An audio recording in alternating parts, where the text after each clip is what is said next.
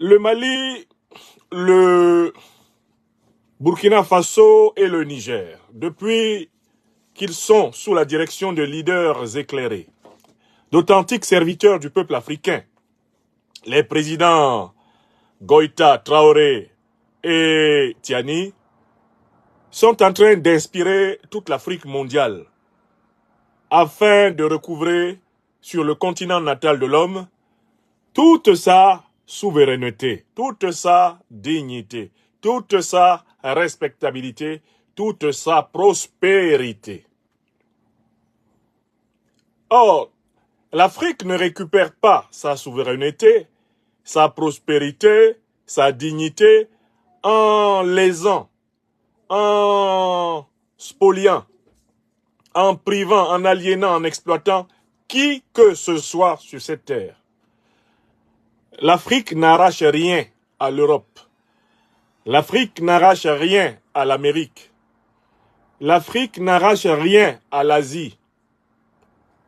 L'Afrique se contente de remettre la main sur ses propres affaires.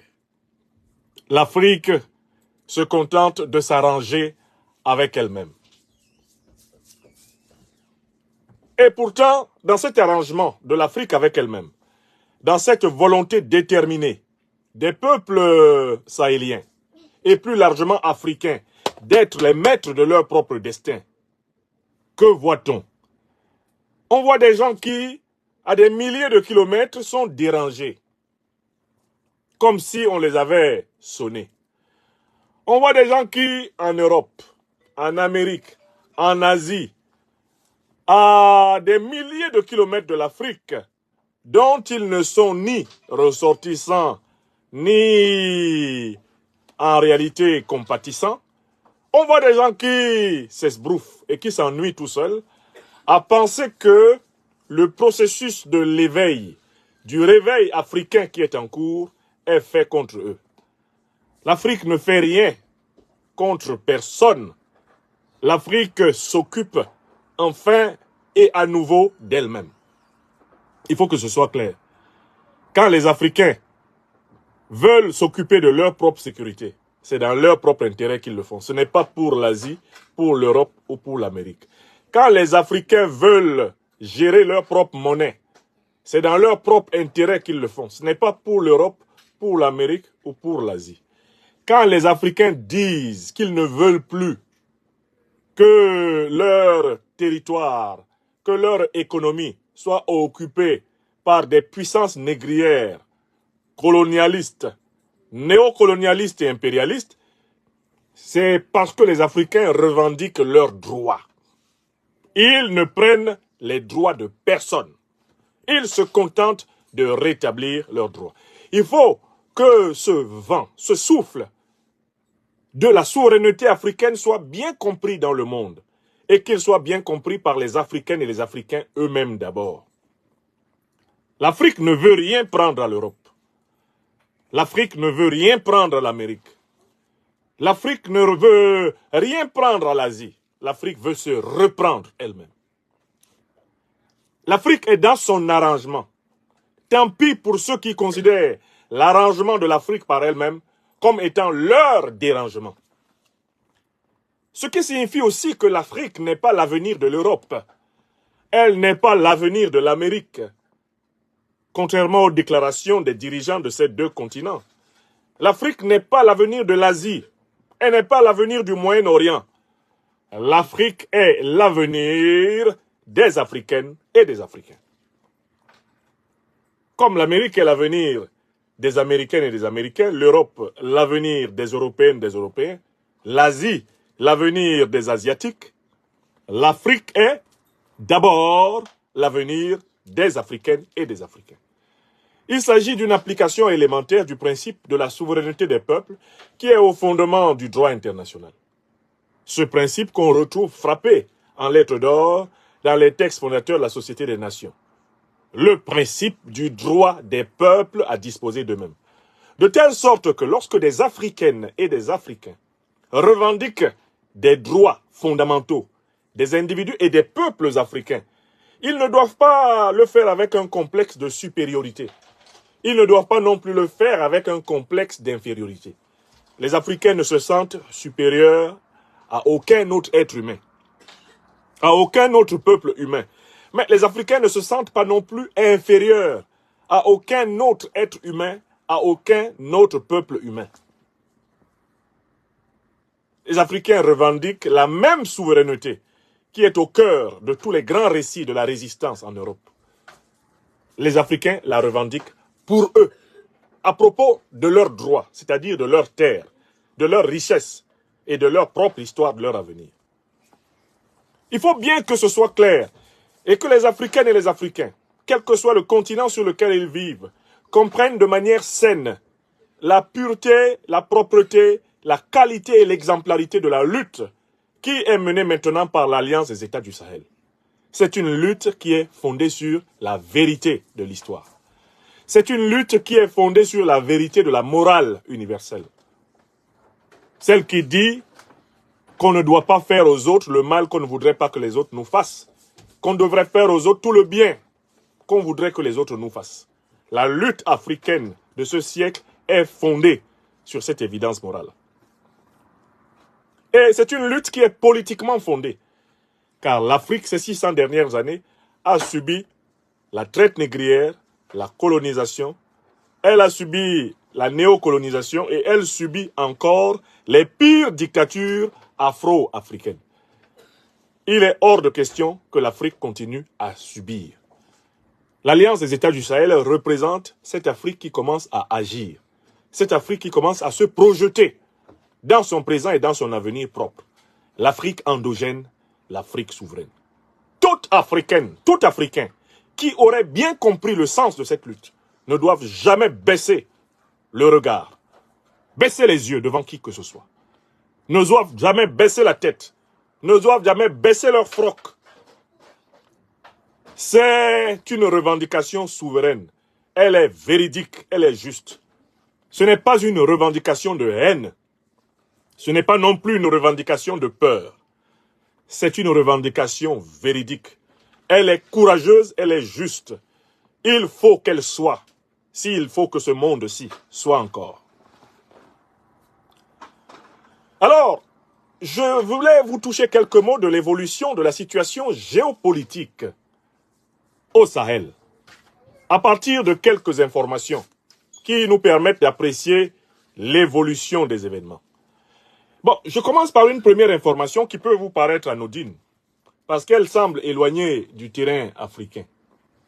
Cette information, eh bien, elle est bien restituée par ce journal qui paraît en France. C'est le journal Le Point. Le journal Le Point, dans sa parution du jeudi 11 avril 2024, a réservé sa une au président français actuel, M. Emmanuel Macron, qui est présenté comme l'homme aux 1000 milliards de dettes. L'homme aux 1000 milliards de dettes. Et le journal Le Point donne une enquête sur un scandale d'État. L'homme aux 1000 milliards de dettes. Je me suis intéressé à l'enquête. Je ne vais pas vous la lire complètement. Mais je vais simplement vous lire un extrait de l'enquête menée par les journalistes français à propos du surendettement de l'État français dont est coupable le gouvernement Macron. Parce qu'il faut que vous sachiez que sous le président Emmanuel Macron, eh bien, le surendettement de l'État a atteint des cimes jamais égalées par aucun autre président français, notamment de la Ve République avant lui. Donc, c'est une France surendettée, hyper endettée, précisément, qui est encore aux prises avec les restes de ces colonies africaines, qui étaient devenues entre-temps des néocolonies. Et c'est important que vous notiez que c'est un élément fondamental de la géopolitique du Sahel. Les hostilités qui se déploient contre les nations panafricanistes, contre les régimes panafricanistes, qui se déploient contre les intellectuels, les militants et les activistes panafricanistes, se font sur le fond de cette réalité. Ici en France, c'est la réalité du surendettement de l'État français, qui est un État en réalité en faillite sous la gouvernance de M. Macron. Nous allons donc lire un extrait du dossier qui lui a été réservé par le journal Le Point, paraissant à Paris. Fidèle à notre méthode que vous connaissez, l'art de manger notre piment dans leur bouche. l'art de manger notre piment dans leur bouche. Est-ce que c'est moi qui ai dit que c'est lui l'homme aux 1000 milliards de dettes? C'est pas moi. Voici le dossier qui lui est réservé dans le journal. Et je vous lis quelques paragraphes saillants. Macron, l'homme aux 1000 milliards de dettes. Mensonge. Le président a habitué le pays à la politique des chèques sans se préoccuper de la dégradation de nos comptes publics. Un déni qui risque de nous coûter très cher. Nous sommes le 27 août 2015 à Jouy en Josas, paisible et riante bourgade des Yvelines. Emmanuel Macron, truculent ministre de l'économie, fête sa première bougie à Bercy. Le futur candidat à l'élection présidentielle clôture ce jour-là l'université d'été du MEDEF. Devant le gratin du patronat français, l'encore trentenaire frais et fringant inspecteur des finances fait la leçon. Teint allé, cravate rouge, voilà qu'il s'en prend sans détour à la réponse facile que tous les gouvernements ont utilisée à outrance à ses yeux. Citation de M. Macron. La dépense publique. Lorsqu'on a 57% de dépenses publiques rapportées au PIB, ça n'est plus possible. Ça n'est plus possible parce que c'est reporter le problème sur les générations à venir. Et c'est avoir une forme de discours irresponsable quand on croit à l'Europe. Fin de citation. Ça, c'est ce qu'il disait en 2015 quand il était ministre de l'économie. Et le journaliste de continuer. Il s'agit de Mme Béatrice Parinaud et de monsieur et de Mme Mathilde Siro. Donc si M. Macron voudrait punir des gens, qu'il les cherche à Paris. Je cite Mme Béatrice Parinaud et monsieur et Mme Mathilde Siro, qui continue à dire « On ne saurait lui donner tort, puisse Emmanuel Macron, ministre de l'économie, en parler à Emmanuel Macron, président de la République.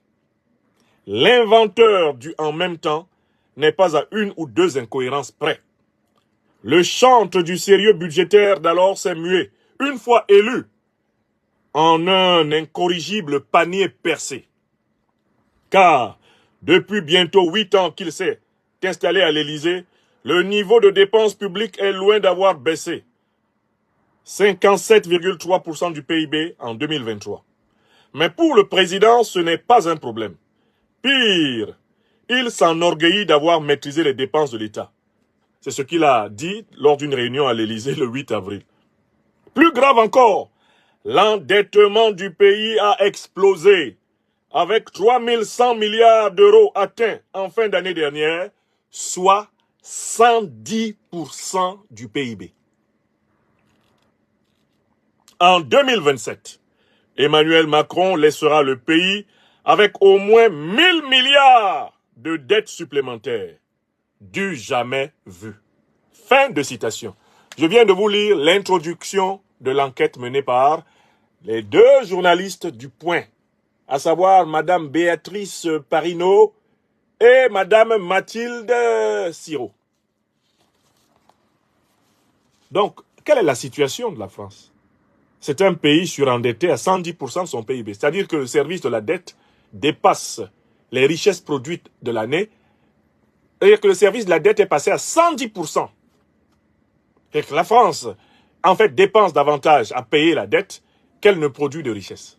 C'est un pays surendetté, c'est un pays en récession, c'est un pays en faillite. Quand tu dépenses pour rembourser la dette 110% de ce que tu gagnes, c'est-à-dire que, en fait, tu vis à crédit. Tu vis complètement à crédit. Tes comptes sont au rouge.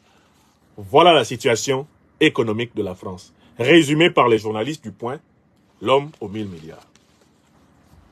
Cette politique qui consiste à surendetter les pays et les générations futures, mais elle a une puissance qui est parfaitement spécialiste dans ce domaine, ce sont les États-Unis d'Amérique. Si vous étudiez la dette américaine, vous vous rendrez compte que la dette publique américaine, notamment la masse financière déversée de dollars par l'économie américaine dans le système financier national et international, mais ça peut monter jusqu'à 300% de leur produit intérieur brut. C'est-à-dire qu'ils produisent plus d'argent qu'ils ne produisent de richesse. La masse monétaire américaine grimpe parfois à près de 300% de la production intérieure brute américaine. C'est-à-dire que voilà, tout l'Occident qui est piloté par des surendetteurs. Tout l'Occident est piloté économiquement par des technocrates du panier percé, selon la belle expression des deux journalistes que j'ai cités. C'est un élément géopolitique extrêmement important pour comprendre ce qui se passe au Sahel.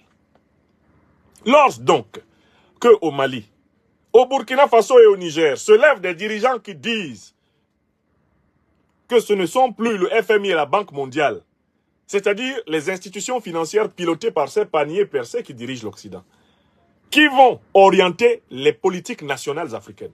Vous comprenez le vent de panique qui souffle? Vous comprenez d'où vient la panique? Surendettés aux États-Unis, surendettés en Europe, surendettés en France, en situation de faillite.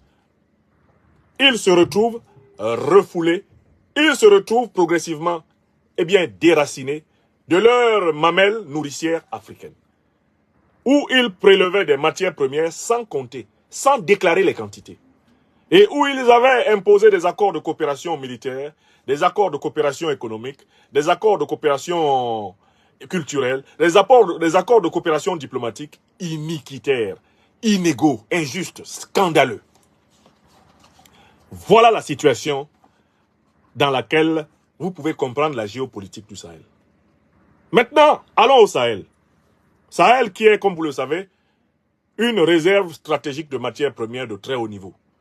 Notamment avec la fameuse région du Liptako-Gourma, qui est un scandale géologique, selon l'expression abusive de certains.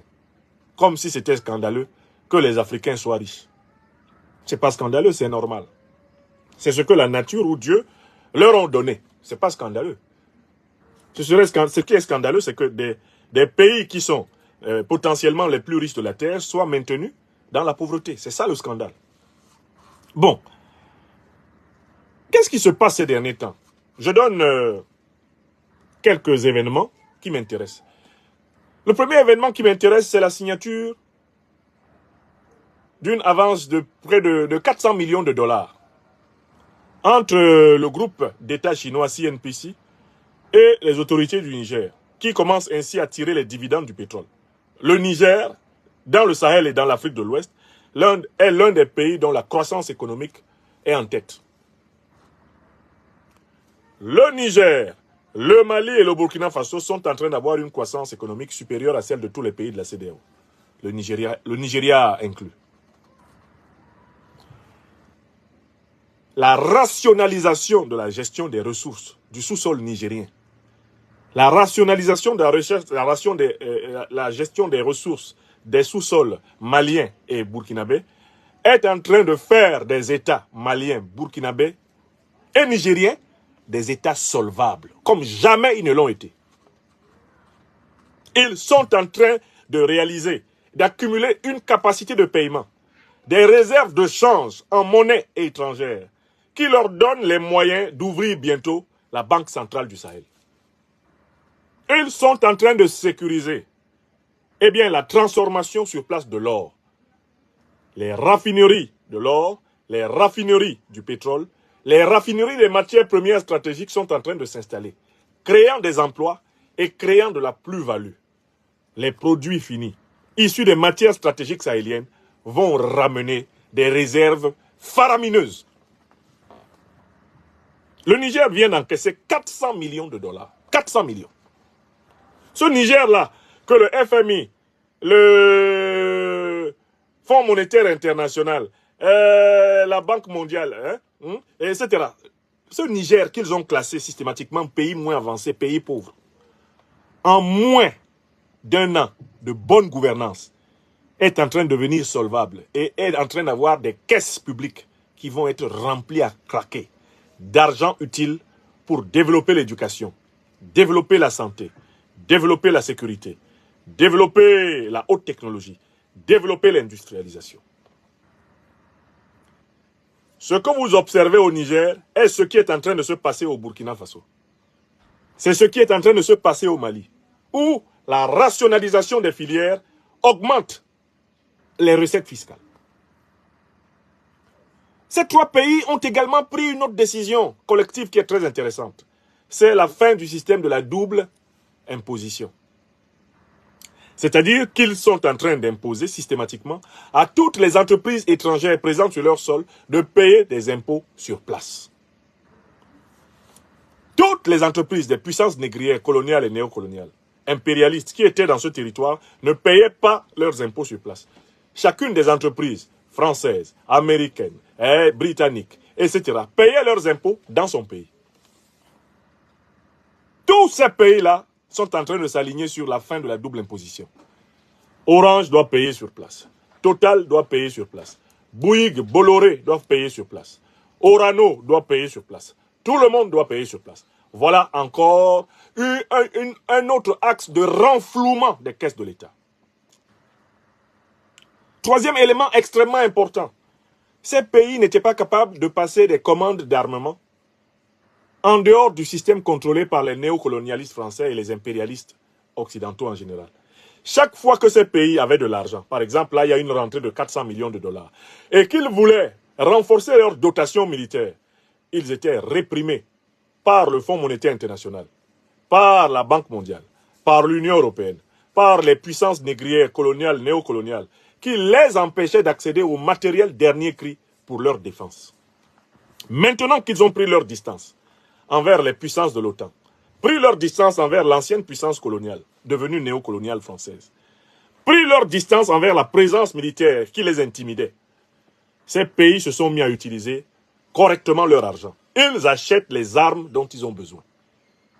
Depuis plus de 30 ans, l'armée malienne n'avait jamais plus eu une dotation comparable à celle qu'elle a aujourd'hui. La dernière fois que l'armée malienne était correctement équipée, c'était un peu avant la chute du général Moussa Traoré. Les soi-disant serviteurs du discours de la Baule ont accepté l'injonction de déshabiller les armées africaines, de déshabiller l'État, de privatiser des pans entiers des économies africaines qui fonctionnaient, pour faire plaisir à l'idéologie et à la propagande démocratique occidentale qui n'était qu'une escroquerie et une stratégie d'affaiblissement par le truchement de l'exacerbation de la multi-ethnicité des sociétés africaines. Derrière leur pluralisme politique, ce qu'ils voulaient, c'était que nous nous déchirions sur des bases ethniques. Et qu'ainsi, ils reviennent pour nous recoloniser et contrôler ad vitam aeternam les richesses de notre continent. Le plan est connu. Donc, deuxième ligne extraordinaire, la double imposition qui prend fin. Vous payez les impôts. Si vous produisez des richesses au Mali, vous payez les impôts au Mali. Vous produisez des richesses, eh bien, au Burkina, au Niger, vous payez les impôts sur place. Le trésor public de ces pays commence à se porter bien. Je vous fais remarquer, hein, depuis que ces pays sont en train de se battre contre le terrorisme, vous avez entendu que quelqu'un leur a prêté de l'argent? Est-ce que vous avez appris que la Banque mondiale, la BAD, le FMI, le Club de Paris, le Club de Londres, le Club de Washington, vous avez entendu parler de toutes ces associations de vautours, de hiboux financiers? La finance endogène est en train de s'installer. Le Sahel est un laboratoire de financement endogène. Bien écoutez, quelle est l'unité de réserve de référence sur la Terre? Maintenant que le dollar est en train d'être abandonné, quelle est l'unité de réserve financière de référence sur la Terre? C'est l'or. Or, l'Alliance des États du Sahel est la première productrice d'or sur la Terre. La première puissance aurifère du monde. C'est la future confédération Burkina, Mali, Niger. Oui! Ce qui veut dire que la future plus puissante banque centrale de la planète, elle est au Sahel. Écrivez ça. Écrivez. Quand je vous dis ça, écrivez ça et dites ça. Oui!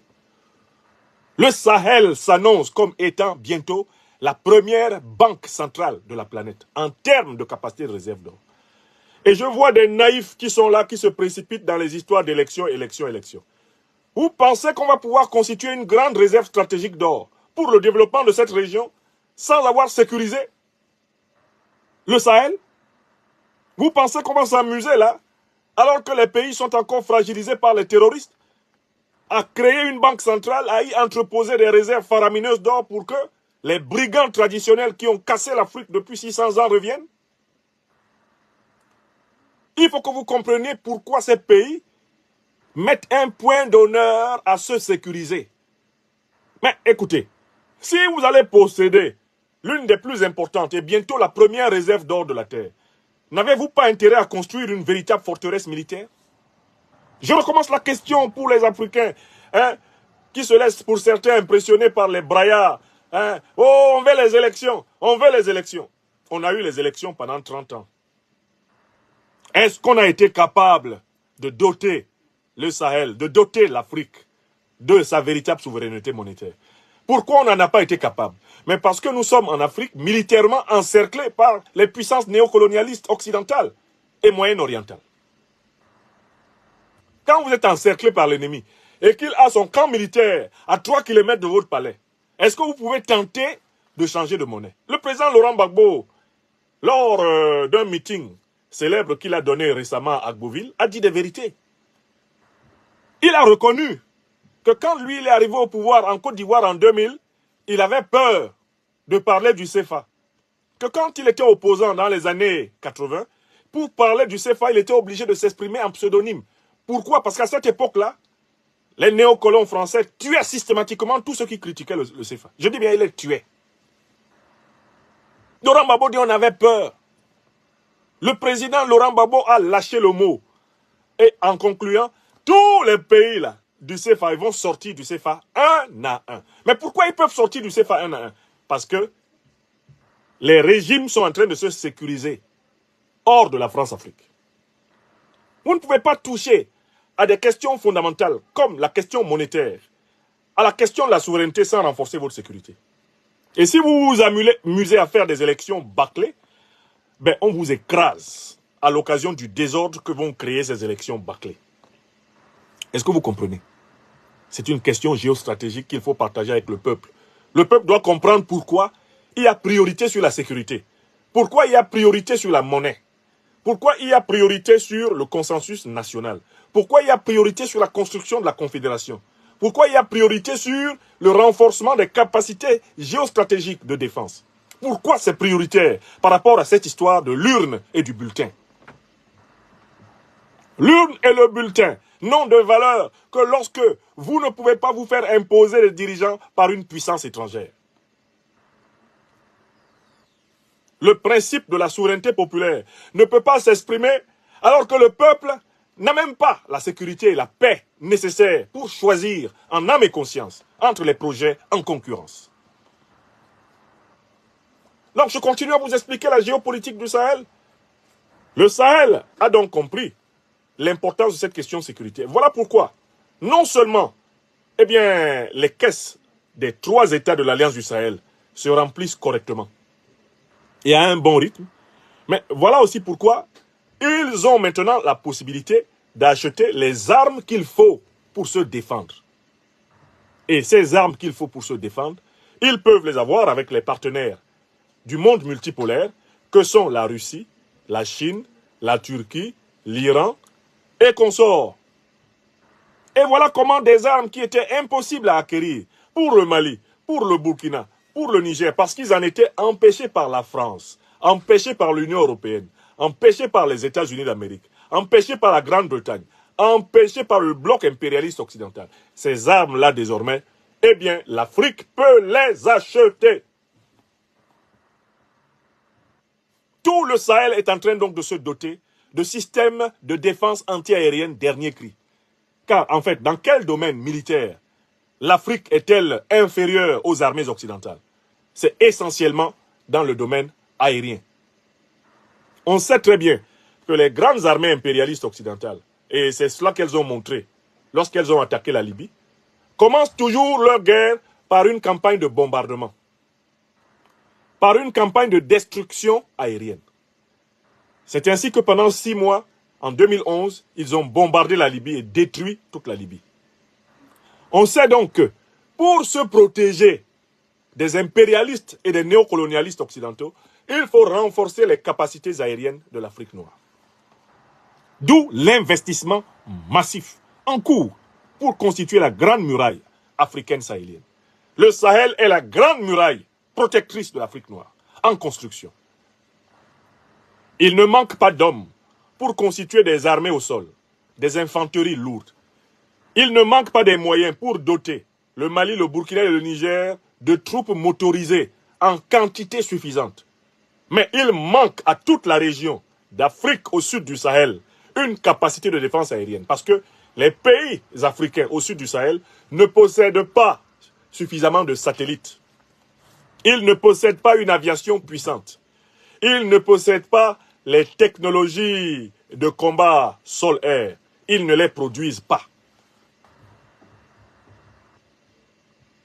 L'Alliance des États du Sahel s'engage précisément dans ce terrain, car elle sait que c'est son point faible. Et partout où les puissances impérialistes occidentales ont pu constater ce point faible, elles se sont toujours débrouillées pour trouver une raison pour attaquer sauvagement. Bombarder, casser, détruire.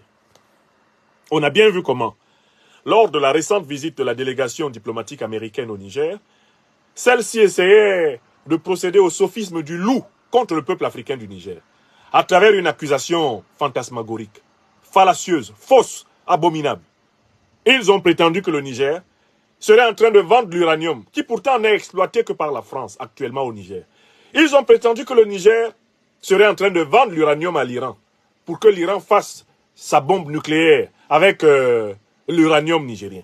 Ce qui pour eux serait un casus belli et un motif légitime pour s'attaquer au Niger, bombarder le Niger, détruire le Niger, parce que celui-ci menacerait la paix et la sécurité du monde, sur le modèle de leur opération en Irak, leur opération en Libye, où ils ont inventé des accusations tout aussi mensongères, des accusations complètement farfelues pour justifier le massacre de centaines de milliers et même de millions d'êtres humains. Ils ont essayé cela.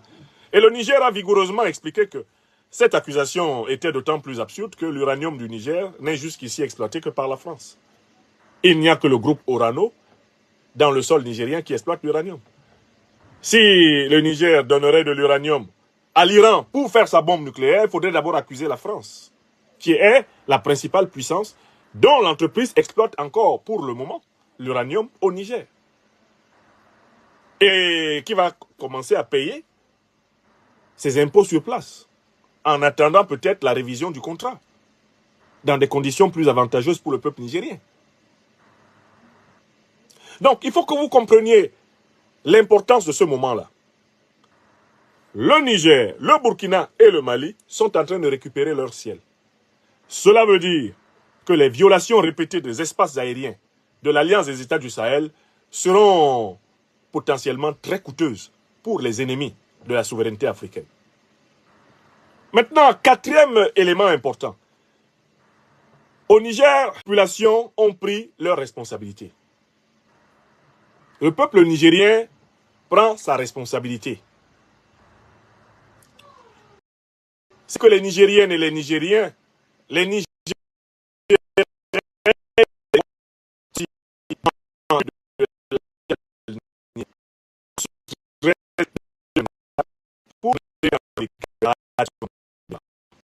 ce n'est pas été requis officiellement. Il y a maintenant un mois, par les autorités du Niger, le peuple demande à l'armée américaine de s'exécuter pacifiquement, sans heurts ni anicroche, de se retirer rapidement. Je voudrais saluer le peuple nigérien. Applaudissons le grand peuple africain du Niger qui a compris que sans lui, les dirigeants ne peuvent. Félicitons le grand peuple du Niger qui a compris que c'est lui et lui seul le véritable souverain. Et que c'est lui qui a ici, en réalité, le dernier mot. C'est lui qui doit avoir le dernier mot. Pour que les futures mobilisations pacifiques soient encore plus massives, il faut que ce soit par millions, dans tout le Niger, que le peuple africain du Niger fasse entendre à la puissance américaine et au monde entier que les Africains ne veulent plus être militairement occupés par des armées négrières, coloniales, néocoloniales et impérialistes. Donc, vous voyez très bien que tous ces événements s'alignent. Tous ces événements s'expliquent les uns par les autres. Tous ces événements s'enchaînent les uns avec les autres. se renforcent les uns avec les autres. Et nous avons la responsabilité de faire comprendre que tout cela renvoie bien, au destin de l'Afrique en train de s'accomplir. Donc la géopolitique du Sahel, si je peux me résumer, après ces 40 minutes, c'est la bataille pour le renforcement de la sécurité qui se poursuit. La géopolitique du Sahel, c'est quoi? C'est la bataille pour la consolidation des capacités économiques fondamentales. Donc, la création d'une macroéconomie souveraine. Condition de la création d'une microéconomie souveraine. La géopolitique du Sahel, c'est quoi? C'est la mobilisation continue et l'éducation citoyenne renforcée qui se poursuivent dans le Sahel. La mobilisation citoyenne du Sahel, c'est quoi? C'est de comprendre les grands enjeux du monde qu'il y a autour. Et là, il y a un dernier événement que je veux souligner. C'est le 5e et dernier point. C'est la mise en garde diplomatique qui vient d'être faite par la Russie à l'Algérie. La diplomatie russe, le site Sputnik Africa vient d'en témoigner, a adressé une exigence très claire aux autorités algériennes. Je vais vous lire rapidement ce qui a été dit à cette occasion. Voici ce qui a été dit.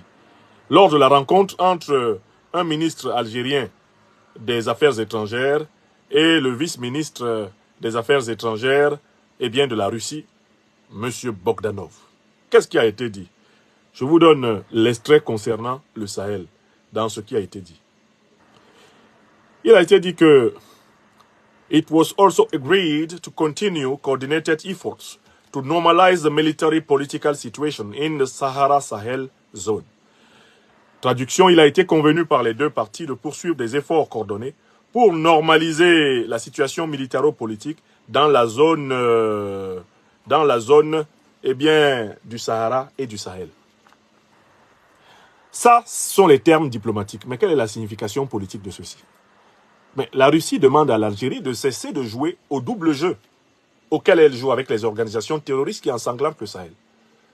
La Russie qui possède l'information satellitaire précise. La Russie qui a l'occasion de bien connaître le fonctionnement des organisations terroristes. La Russie somme l'Algérie de cesser le double jeu auquel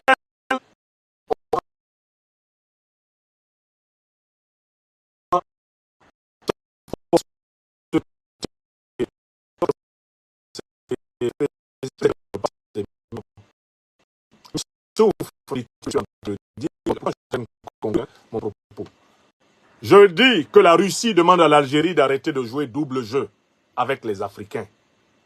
Car la Russie a suffisamment d'éléments pour savoir que le régime algérien de M. Tebboune héberge en son sol les terroristes qui ensanglantent le Mali, le Burkina et le Niger. L'ennemi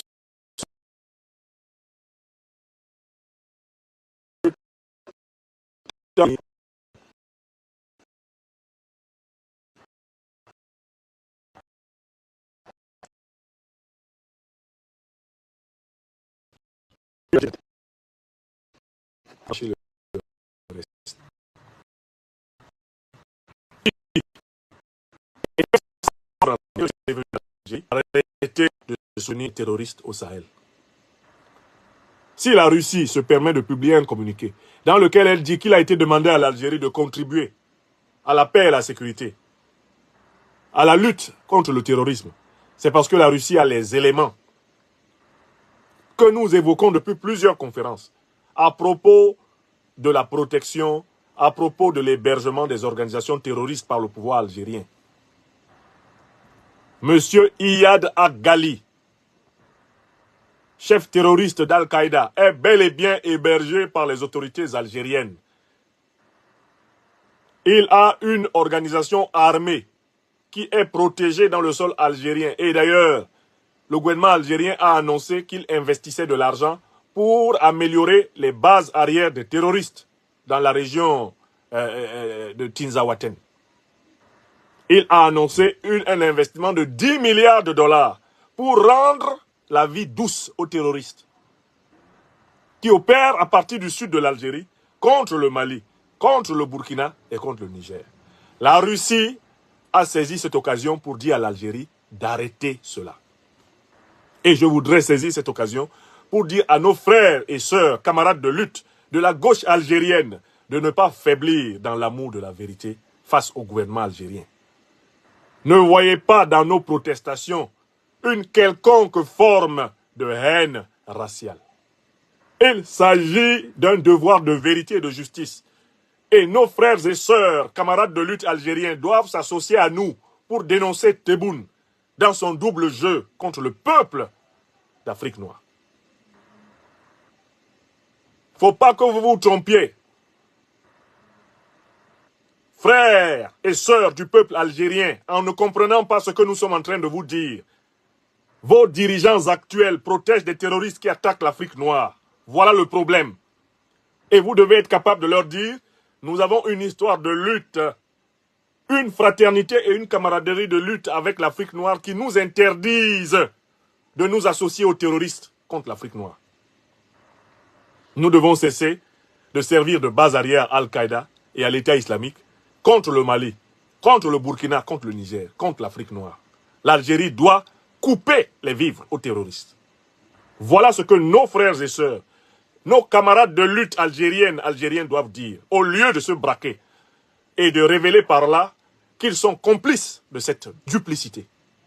Parce que j'ai lu quelques commentaires franchement cyniques et méchants de certains de mes frères et sœurs algériens sous mes vidéos. Ils viennent jouer à l'émotion, ils viennent s'énerver. Alors que ce n'est pas leur pays qui est attaqué par des terroristes venus d'Algérie. C'est le Mali, c'est le Burkina, c'est le Niger, c'est le Nigeria, c'est le Tchad, c'est le Cameroun qui sont attaqués par des terroristes venus d'Algérie. Il faut que mes frères et sœurs algériens aient le courage de dire à leur gouvernement, arrêtez ça. Coupez tout lien avec les organisations terroristes. En tout cas, la Russie, maintenant, le dit ouvertement au gouvernement algérien. La Russie dit ouvertement à M. Tebboune, il faut que vous arrêtiez de participer à la déstabilisation de l'Afrique noire. Voilà le message. Et c'est ça ce qu'on appelle un vrai déplacement géopolitique. Le Sahel est en train de déplacer la géopolitique. L'Alliance des États du Sahel est en train de déplacer la géopolitique africaine. Pourquoi? Parce qu'elle a réussi à mobiliser des grandes puissances mondiales aux côtés de l'Afrique en lutte. C'est important. Et c'est ce que je voulais souligner. Saluons donc cette géopolitique, soutenons-la, continuons à aider les dirigeants éclairants et éclairés de l'Alliance des États du Sahel dans leur labeur. Et s'il vous plaît, ne nous laissons pas tromper par la propagande démocratique. Ne nous laissons pas tromper par la propagande droit de l'homiste. Ne nous laissons pas tromper par la propagande développementaliste. Ne nous laissons pas tromper par la propagande otanienne. Ne nous laissons pas intimider par les duplicitaires, les vautours, les voyous qui continuent à piller les richesses africaines et qui veulent pourtant que les Africains se taisent et participent à leur côté à cette ignominie. Ne nous associons pas à eux, continuons à œuvrer dans la vérité, la justice et la solidarité humaine. Et continuons à appeler tous nos frères en humanité, qu'ils soient européens, asiatiques, américains, à faire l'effort de se dépasser vers l'amour de la vérité, seul qui peut être le gage d'une paix mondiale durable. Je vous remercie. Soyez bénis. Soyez bénis. Soyez bénis, mes chers amis. Finissons comme